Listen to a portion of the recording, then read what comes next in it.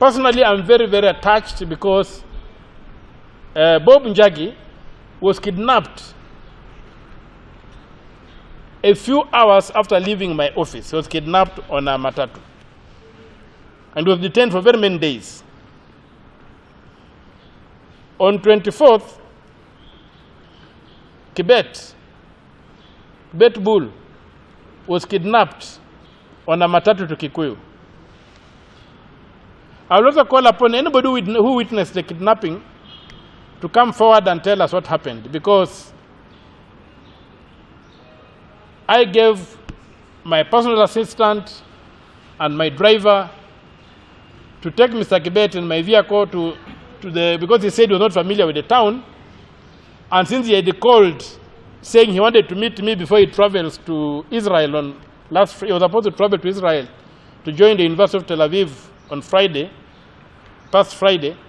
He had wanted to meet me just to make an acquaintance with me and also to talk to me so that he could understand my political philosophy, which he said he wanted to use to inform his cartoons.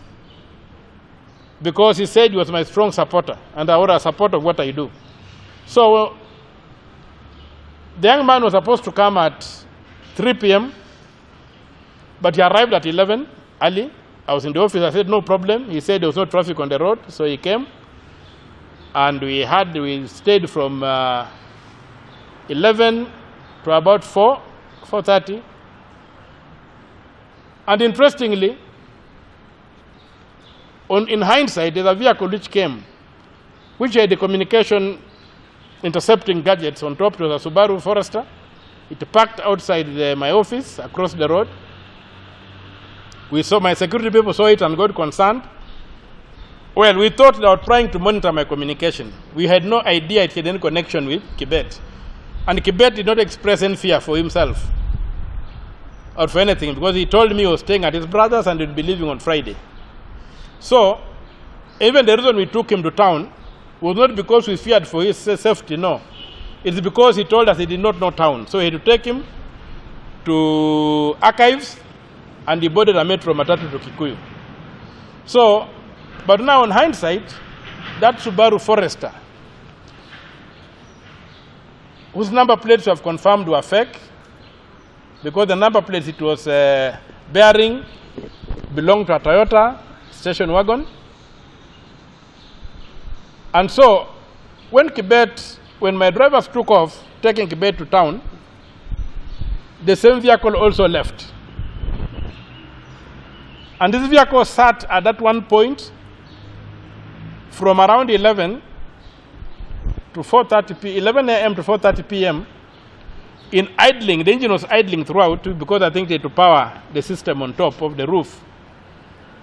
So our only concern was that maybe they were trying to drop on my phones or something.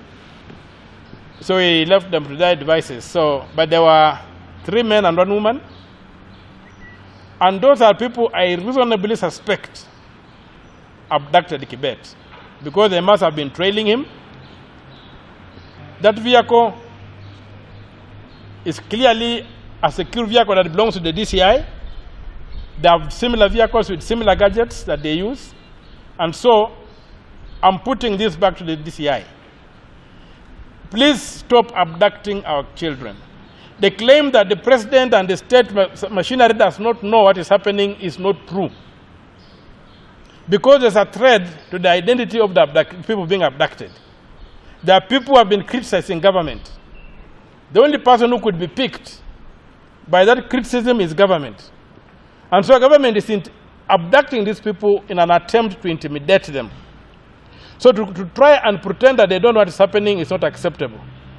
And that's why I reiterate the call I made on 26th, that the Inspector General of Police, the DCI,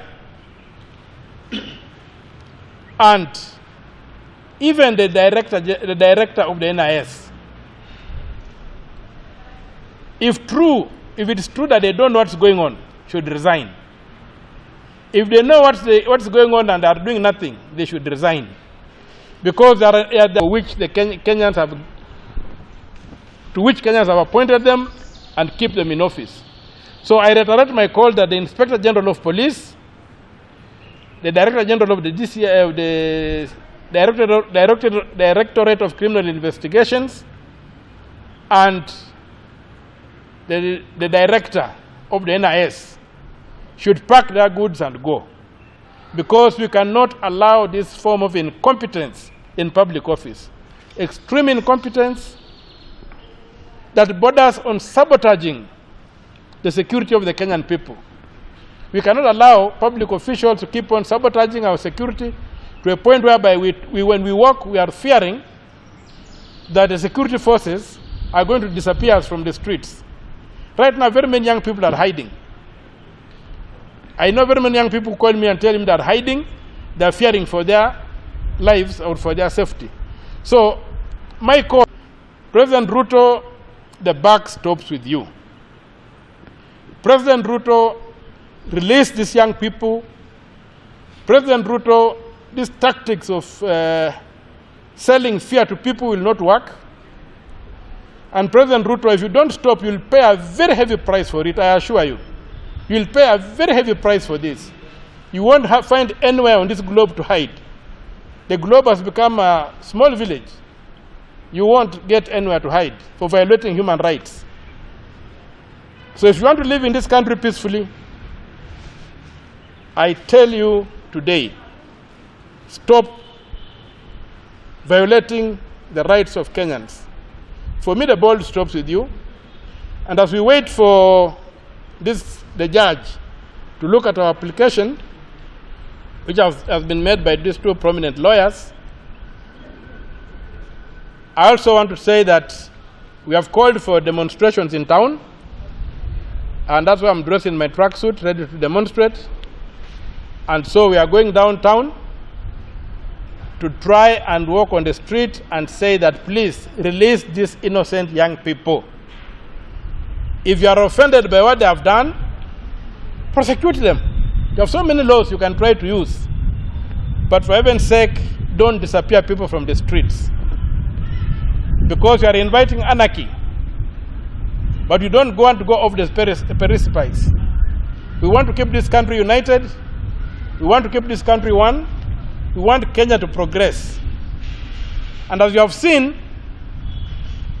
the cry is across the country. It knows no age, it knows no region, it knows no tribe. It's a cry for people that we must have good governance anchored in the rule of law. We are not going to accept a government to govern us outside the law, when the government itself came into power through the law. A river does not flow higher than its source, and Mr. President, if you can't understand that, put it in a cup of tea and drink it.